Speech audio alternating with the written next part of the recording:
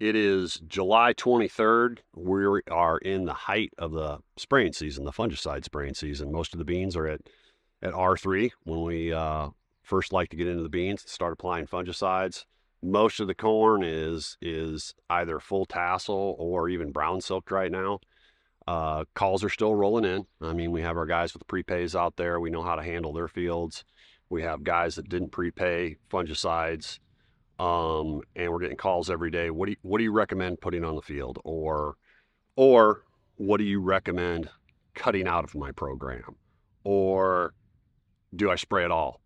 And I think those are all questions we have to address, especially when we have December corn futures. I think this morning they were 402 or something like that. So margins are really going to be tight this year. And I don't think it's the year just to go out and spray something that you don't know anything about, put a lot of money into it. You have to know what you're putting on your field. So I think if you've got that fungicide program, a micronutrient program, a plant growth regulator program, and also insecticide, I think that's great. That's the Cadillac of programs there. And that will give you a return on investment, because we are going to need 240, 250 bushel corn this year to make a profit. So for the questions coming in, what do I leave out of my program? It is not an agronomically sound choice to leave anything out of the program that you've already paid for or planned for. You know, we're here to protect that 240 or 50 bushel corn yield. So if you want to protect that, by all means, go through with the program that you have planned. Now, like I said, it's not an agronomically sound program. Leaving something out, I think this year, when we're talking about $4 corn futures, I think leaving something out could be an economically sound program, because we only have so much operating capital. We only have so much more money to spend on this crop. And in some cases, we have some guys, they're out of money. So I think we look at, for the guys that don't want to spend anymore, there's nothing left in the budget. We get it. We understand it. But let's look real close at that. Maybe it's you don't spray anything at all. I get that. If there's no money left, there's no money left. We don't want to push you into the red. For the guys that still have some money left and want to invest in their crop more, the full program's great. Fungicide, insecticide, PGRs, micronutrients, they all help. Some help produce more yield.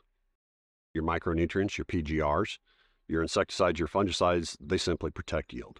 So kind of figure out your program, what you want to do. Do you want to enhance the yield even more? Do you want to protect the yield? Do you want to do both? If it's both, that's an easy choice. You just keep rolling with what you had planned out. On corn, if you have a highly disease resistant hybrid, I would think it's possible you could leave out fungicide.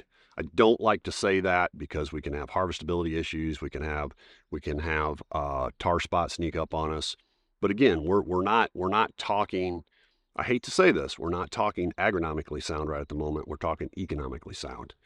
I would definitely run a PGR. I would definitely run your micronutrients, or vice versa. If you have all the fertilizer in the world out there, your corn's dark green and healthy, and you're a little concerned about disease, then let's throw the fungicide on and leave the micronutrient package out.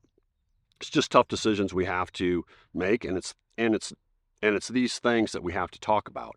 On soybeans, I've actually said this for years. Sometimes the best thing to leave out of your fungicide pass on soybeans might be fungicide. We do see a huge bump in yields when we're running insecticide and we're running plant growth regulators, and especially micronutrients. Once beans get into the reproductive stages, especially past R3, R4, R5, they're not nodulating the nitrogen they used to. Uptake of phosphorus and potassium is a lot slower. So we usually get a boost in yields when we're going out there and spraying micronutrients. But again, I think we have to look at the fields, scout the fields. If you have disease, let's take care of it with fungicide. If you don't and you want to see a return on investment, let's run the micronutrient package. So really, to sum things up, uh, deciding not to go with your full spray program, your full crop protection program, or leaving something out of your crop protection program is not agronomically sound. But at the present time, deciding to do those things may be economically sound. If you're out of money, you're out of money. We understand. So I think if you decide to leave certain products out or just decide to pass on your crop protection pass as a whole, we're here to help you make that decision. We want you to be profitable at the end of the year, and this year's definitely going to be tough.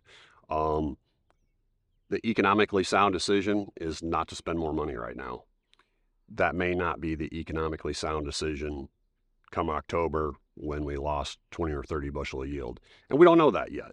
That's an unknown factor right now. I wish we all knew that. Um, but let's look at your hybrids. Let's look at your crop conditions, see where we're at, and we'll help you make that choice.